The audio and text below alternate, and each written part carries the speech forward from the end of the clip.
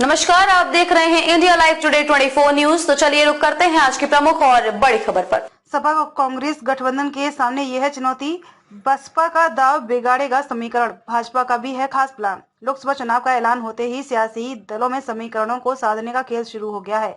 Allahabad Lok Sabha seat पर भाजपा गठबंधन का मुकाबला सपा कांग्रेस गठबंधन से होगा। वहीं बसपा की सियासी चाल भी चुनाव की दशा को काफी हद तक तय करेगा।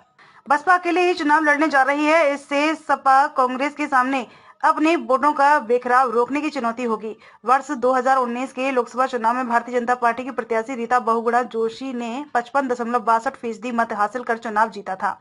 दूसरे स्थान पर सपा बसपा गठबंधन के प्रत्याशी राजेंद्र सिंह पटेल थे, जिन्होंने 34.89% वोट बटोरे थे।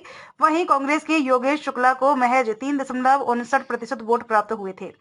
जबकि वर्ष 2014 के लोकसभा चुनाव के परिणाम की बात करें तो भाजपा के प्रत्याशी श्यामा चरण गुप्ता ने 35.19% वोट पाकर चुनाव जीता था।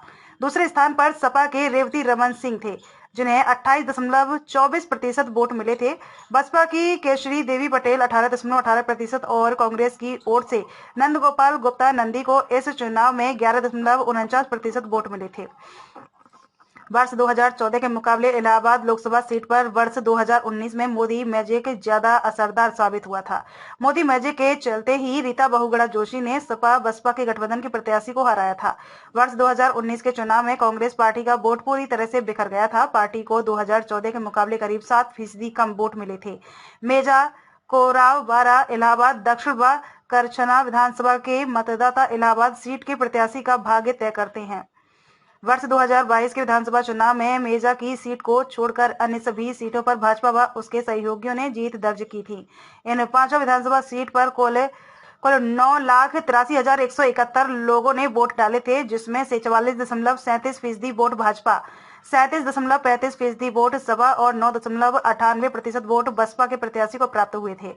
वहीं कांग्रेस पार्टी का विधानसभा चुनाव में बेहद खराब प्रदर्शन रहा है।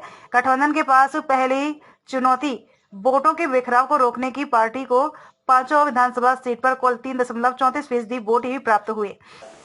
खबरों में अब तक के लिए बस इतना ही। फिर होगी आपसे मुलाकात ऐसी किसी बड़ी और खास खबर के साथ।